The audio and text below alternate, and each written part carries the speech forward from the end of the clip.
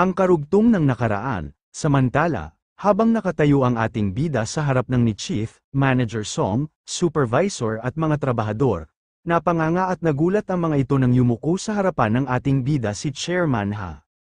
Ano, ang batang ito, siya ang may-ari, pinagpawisan na sinabi sa isipan ni Chief at ni Manager Song, habang nakayuko si Chairman Ha, sabay sabi, humihingi po ako ng tawad, para po sa hindi ko natugunan ang iyong mga inaasahan. Seryosong sumagot ang ating bida at sinabi disappointed ako sa iyo Chairman Ha. Kabadong sumagot si Chairman Ha, sinabi nito, ako po ang mananagot, hindi pa rin makapaniwala ang apat, at habang nakanganga ito ay patuloy sa pagtulo ang kanilang mga pawis. Sinabi nito sa kanilang mga isipan, ano bang kademunyuhan ang nagawa namin? Nababaliw na kami, tumingin ang ating bida at tinawag ang manager. Kabado naman sumagot ito. Sinabi ng ating bida, tatanungin muli kita. Ang kondisyon ba ng site na ito ay maayos? Hindi agad makasagot si manager, takot ang nararamdaman nito. Muling sinabi ang ating bida, tinatanong kita, kaya sumagot ka. Napalunok ang manager bago ito nagsalita, hindi po maayos ang kondisyon. Bahagyang sumigaw ang isa, ano ka ba Manager Ju? Subalit hindi na rin kumibo pa at sumang-ayon sa sinabi ng manager. Muling sumeryoso ang ating bida at sinabi, Chairman Ha, wala sa sandaling ito, sinususpinde ko ang lahat ng mga pagbabayad, at inaasahan kong papanagutin mo ang mga responsable para sa mga illegal na gawain at para sa pinsala, lalo na ang Construction Supervision Company at ang contractor. At hahabulin namin at pananagutan sa pamamagitan ng mga demanda sa batas sibil at kriminal. Nawalang ng kulay ang mukha ng dalawang nakakataas sa construction, lalo itong kinabahan at pinagpawisan.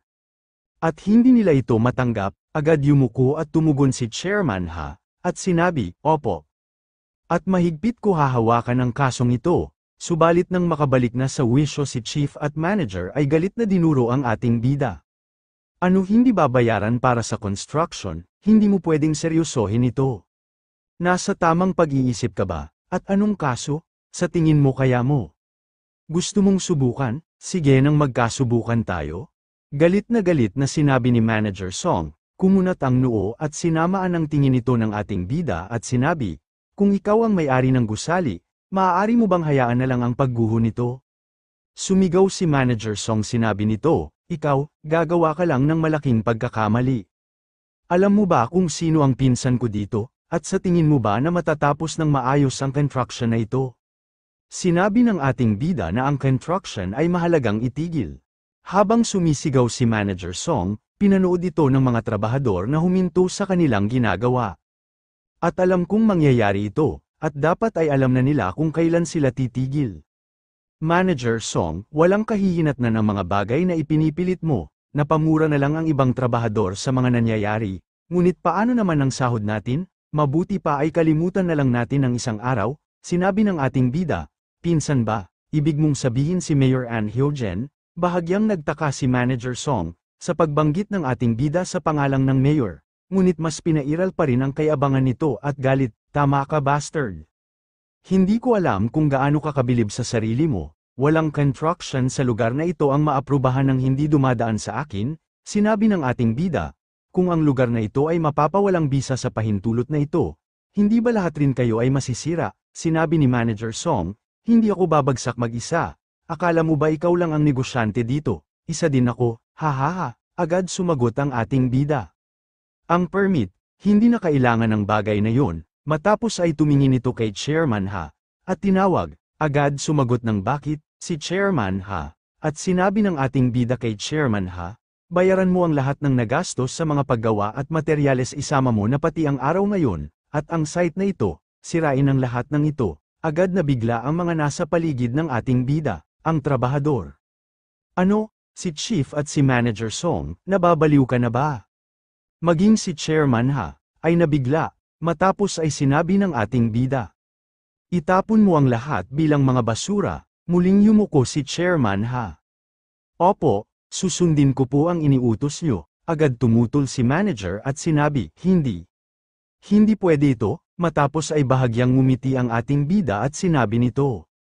Maglagay ka ng pauna na nakalakip sa mga bahay at ari-arian ng mga kumilos ng ilegal. Agad na paangga si Manager Song at Chief, namutla ito. Kailangan nating pigilan ang mga ito sa pagtatago ng mga ari-arian bago ang demanda. Agad sumagot si Chairman Ha, opo, aayusin ko po agad ito ngayon din. Maya-maya pa makikita ang tinatayong gusali na pinatigil ng ating bida ay abandonado na. Lumipas pa ang mga oras, tanghali sa Municipal Hall. Habang may kausap sa telepono ang isang lalaki, sinabi nito, ano? Dumating ang chairman at ang may-ari ng gusali pinatigil at pinagigiba ang construction site. Kuya, mga baliw ba sila, hindi biro ang gastos noon. Sabi ng nasa kabilang linya, at ididemanda nila ako ng danyos dahil ang kulang ang isang purong rebar at walang distansya. Malapit na akong mabankrupt, kuya, please tulungan mo ako. Napaisip ang lalaking mayor, siya ay si An Hyo-jen, mayor ng Jeonju City. Sige, titignan ko ang magagawa ko, sabay bulong nito, damn it. Sinabi ko na noon pa dapat ay tumigil na siya. Muling sinabi ng nasa kabilang linya, ako ay nasa iyong serbisyo. Umaasa at nagtitiwala ako sa iyo, kuya, at itataya ko ang buhay ko sa iyo. Muling bamulong si Mayor. Huminga ito at kabaliwan nito. Maya-maya pa ay lumapit si Lawyer Joe. Mayor, busy ka ba? Agad na ngumiti ang Mayor. At sinabi, oh, ang aking deputy prosecutor, ikinalulungkot ko kung pinaghihintay kita.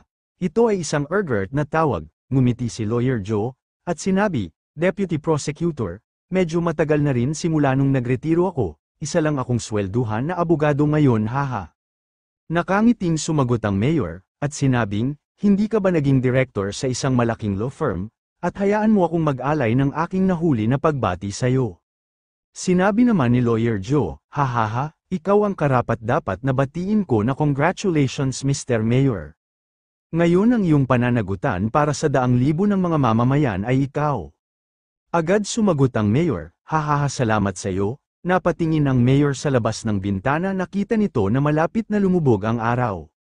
Muling sinabi ni Lawyer Joe, narinig ko na ang pag-unload ng lungsod ng Jeonju ay kapansin-pansin kamakailan. At maging ang mga ahensya ng gobyerno ay lumilipat dito at isinasagawa ang large-scale development project. Agad bamulong sa sarili ang Mayor, sinabi nito, hindi naman siya pumunta dito para manghingi ng pocket money, di ba? Tila naman nabasa ni Lawyer Joe ang nasa isipan ng Mayor. Agad sinabi nito, huwag kang mag-alala, hindi ako nagpunta rito para humingi ng pocket money. Magkano naman kaya ang sweldo ng isang civil servant? Haha, nagtaka man ang Mayor, ay nagkungwari ito at nakitawa. Sinabi nito sa kanyang sarili, patukoy kay Lawyer Joe, itong lalaking ito, may binabalak siya. Hindi ako sigurado kung ano ang ibig mong sabihin, ngunit sa anumang kaso ay umaasa akong makatrabaho ka. Nakangiti pa rin si Lawyer Joe at sinabi, napakaliit ba ng aming kumpanya para sa iyo? Ano? Agad na sagot ng Mayor, minamaliit mo ba ang Samwo? An Hyo-jen, matigas at seryosong sinabi ni Lawyer Joe. Mukhang nakalimutan na ng bastos na ito ang pagkatao ko, dapat ko bang ipaalala sa iyo? Agad kinabahan ang Mayor at sinabi kay Lawyer Joe, Director, may nagawa ba akong mali? An Hyo-jen, mukha lumago ka ng sobra. Sa tingin mo ba ang pagiging mayor ng backwater na ito ay kasing halaga ng pagiging general prosecutor? Kabadong nagtanong ang mayor at sinabi nito, Director, maaari mo bang sabihin kung ano ang pagkakamali ko?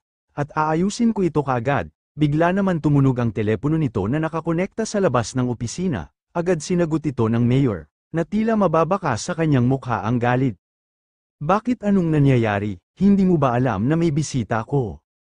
Mayor, nandito po si Assemblyman Woo-sok, ano? Si Yang Woo-sok, agad napabulong ito sa kanyang isipan. Bakit ba lahat na lang ay parang may mali ngayon? Napabuga ito ng hangin at humarap kay Lawyer Joe. Muling sinabi ni Lawyer Joe, huwag kang masyadong excited, tinawagan ko siya, at papasukin mo na rin yung kasama niya. Agad na suman ayon ang mayor, at sinabi, papasukin mo at e-escort sila na magalang. Opo, Mayor. Maya-maya lang ay agad pumasok ang dalawang lalaki. Agad-agad nagbigay ito ng mainit na pagbati, kumusta ka Mayor? Matagal na rin ang tayo huling nagkita. Ngumiti ang Mayor at sinabi kay Assemblyman Yang na mabuti ay maayos ito, at dapat ay abala ito sa mga tungkulin sa pambatasan. Salamat sa paglalaan ng oras at sa pagmamalasakit sa mga usapin sa lungsod. Agad sumagot si Assemblyman Yang, napakahusay ng trabaho ng mayor kaya wala na akong dapat ipagawa pa at kahit na gusto kong makakuha ng mas malaking budget kulang ako sa impluensya, bilang isang first term na assemblyman. At sana ay bigyan ako ng lakas ng mayor. Tinitigan ito habang may pagtataka ang mayor na mutla ito at sinabi sa kanyang sarili, magkakasabwat ba itong mga ito? Ano ang hinahabol nila? At sino naman ang binatang ito na mukhang mapaghamon? Agad naman napansin ng ating bida ang pagbabasa ng mayor sa kanilang pagkatao.